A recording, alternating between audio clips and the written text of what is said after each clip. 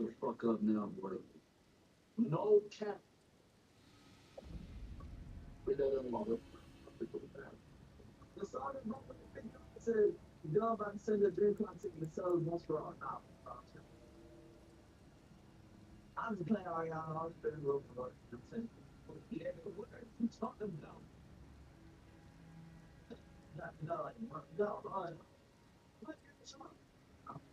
No, man. We ain't beat the game, dude. I That's the problem. I forgot about that shit.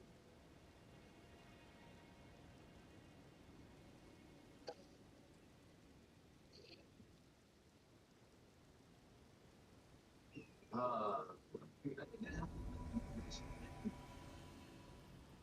good old my hour. Does he got a second face? Yeah. Nature, this is the issue.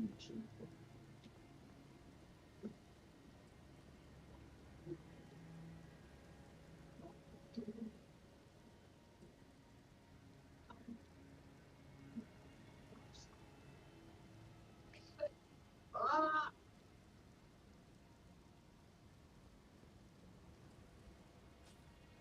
Go. Get off the horse. I ain't catch horse, you fucking son. I'm gonna leave you alone.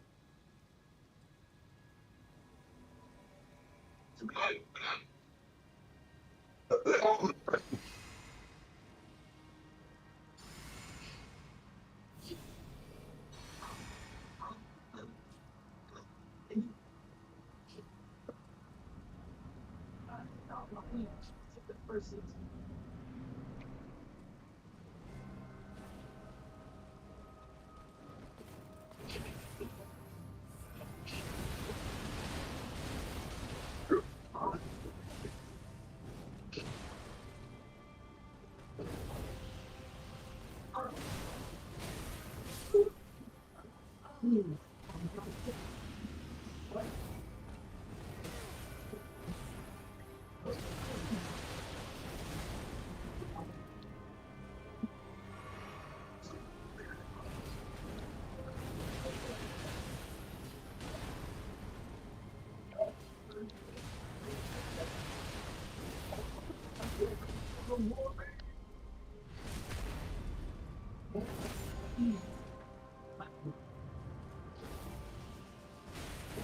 What was that? Why in the fuck did my lock on come off?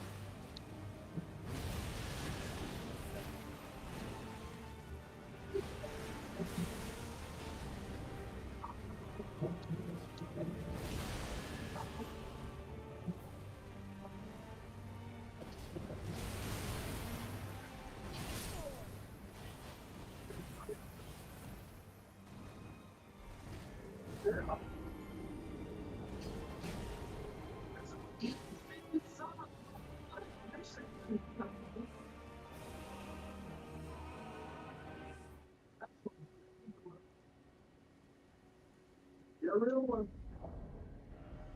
Say no, my love.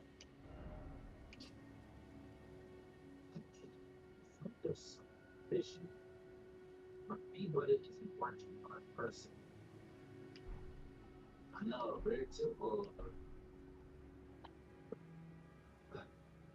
Very simple.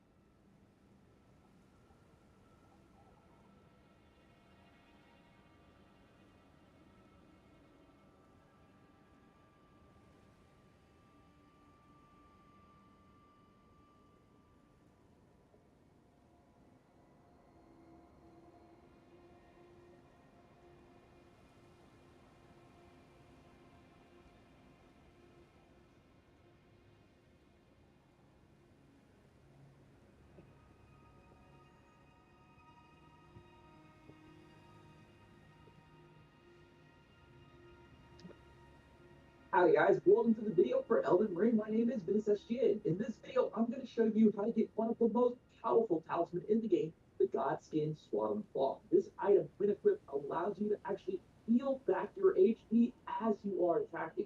It is the cornerstone of any lifesteal or vampire build. And before I get into that though, please subscribe to this channel for Elden Ring and like the video. Alright, so to get this item, it will require you to already be pretty far into the game, or at least have made your way to the land of giants, which will require you to have gone through all of the bosses in the capital. For more information on that, please see my video for where to go in Lanedale Capital for step-by-step instructions on what to do to Lanedale to get to the land of giants. Now, once you finish all of the Lanedale bosses and have access to the Grand Lift of Roll, you can reach the land of the giants.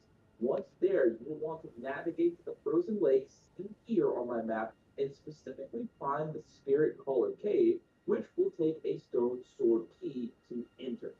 Now, this place is actually a pain in the butt. Towards the end of the video, I'm going to show you my final run of the place so you can see exactly how I did it. But for now, the main piece of knowledge you'll want to take with you going through this place is that there are a few Spirit Caller tail snake things. Defeat them and you defeat all the spirits that they summon in the areas they inhabit. In the final room before the boss fight, there are actually two tails, and they summon two samurai. They're very, very troublesome. Now, at the end of the cave, there is a double boss fight. The first one is the Godskin Apostle, and the second one, the Godskin Noble. And then after that, there's the tails you have to beat. And once you do that, you can be rewarded with the Godskin Swap. And really, it's the case of the black stuff. Once you have the Godskin Swap, the stop place and then this is the result of the and this is the return that the story has used to be the good game. For more, no problem.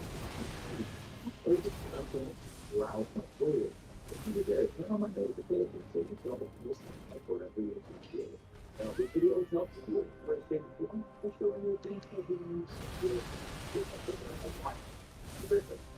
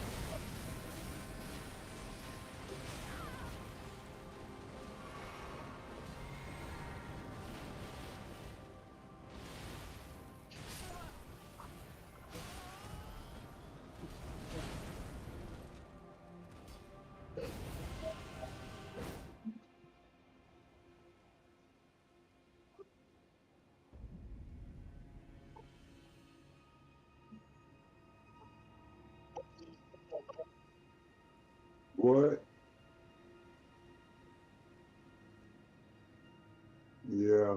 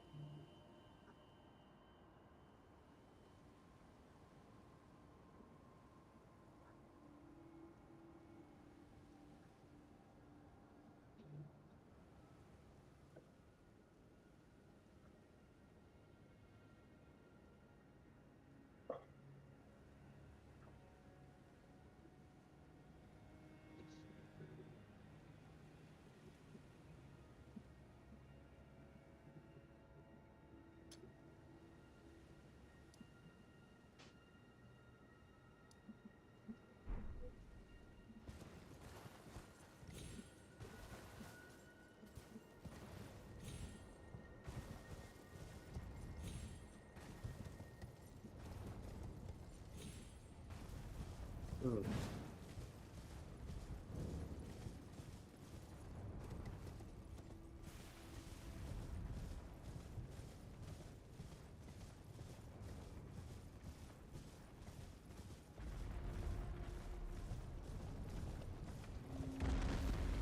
If you are at the end game in Elden Ring, maybe thinking about going into New Game Plus, we put together this incredible mix build for you that will make all of the end game content and going into New Game Plus an absolute breeze. We're utilizing a variety of different bonus effects on staffs. Even more incredibly powerful while utilizing some of the already incredibly powerful spells and sorceries that its builds have access to within the game. This is, of course, my own personal intelligence build. You can, of course, tailor this and tweak it to your own personal playstyle. We're going to go over lots of alternate options along the way as well, just so that you can really tailor to your own needs. But again, it's more of a template for you to build upon.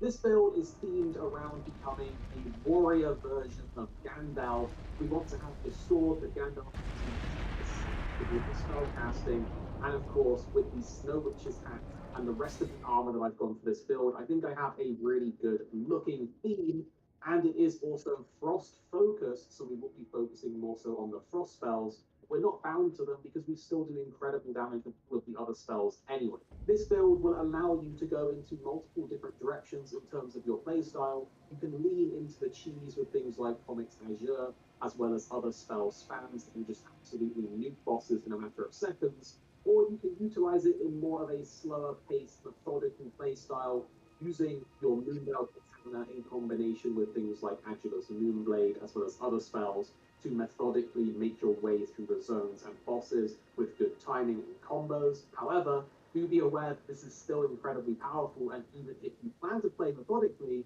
these spells will still do a great deal of damage, and often will kill bosses either faster or easier because of the range and the sheer amount of damage we put out than other builds. We'll start off by going through the weapons. We're going to begin with our staff, which is actually going to be the Carrion Stone staff. This is not to be confused with the Carrion Blade staff, which is a different one and not the one that we want to use for this build. The reason that we're using this staff is because it boosts the potency of sword sorceries by 15%.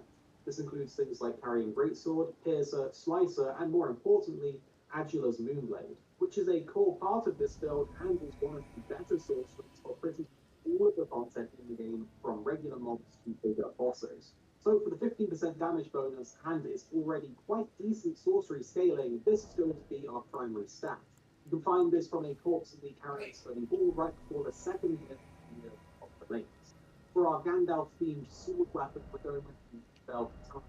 This is an absolute no-brainer because it's such an incredibly powerful weapon for inbuilds, even ones that don't spec too far into strength or dex. It scales heavily off of ink, meaning its regular attacks are actually really decent compared to what we can do with a lot of other weapons. It's also very fast hitting, has built-in bleed, and of course has an incredible unique skill with transient moonlight that has two different variants to either send a horizontal or vertical wave of light forwards that also does incredible damage and very decent haze damage, even faster than one of the previous patches that know of the kills that were doing.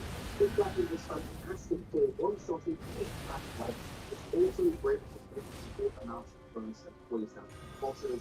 This is going to be our bread and butter slice and dice weapon, but we're going to consider one the first round of the skill. It's also worth noting that this development can style very fast hitting, decent range as well. I just love the fact that you can be very focused in each build, but still have a really decent, viable, good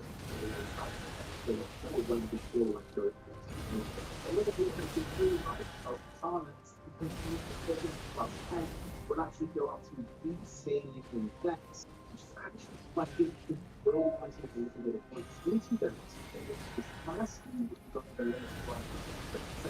Now let's bring it out to town like found in the code. But also using the golden order seal as one of the skills that scales with it. Additionally, if you can use this with the animation button to further increase our damage without having to this is purely something we swap to when we get far up and find it that every extreme out of the church like and then for alternate stuff, basically anyone that wants to see passive damage bonus with the stats that an offhanded is still quite good and stat weapon. This means that you can take the carry of the sector, particularly sorcery balls, or something like the neutral stat for gravity sorcery due to passive effect. You can do this with offhanded and still get those bonuses and take specific types of spells. But what the stat as you can the staff. This is a fascinating that by using this staff, you get about 30 virtual points of dexterity towards your sorcery and incantation. This makes it slightly more difficult than the other part. However, do remember that the casting speed bonus is capped at about 70 dexterity, and this staff will also raise the HP cost of your sorceries by around 20%. This extra 40 virtual dexterity points towards your casting speed is fantastic and can be used in your offhand and applied to your main hand stat. However, depending on what talismans you have, and we'll go over this in the talisman section later, you may not need this staff, but again, it's up to you. You can find the Azure Stone staff in the Rayon Aria Academy area by following these instructions that you can see on the screen now.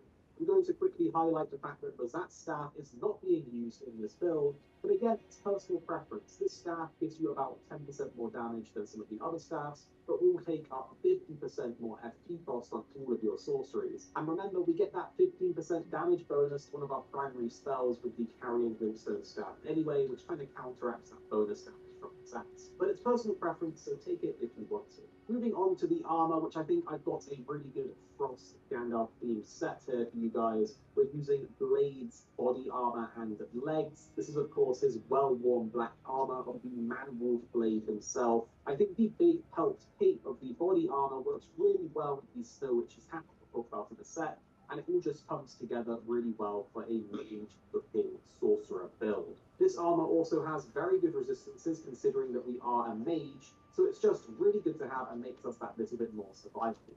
You can get Blade's armor set after following the quest line. Chase your All right, Doug, I'm going to bed, man.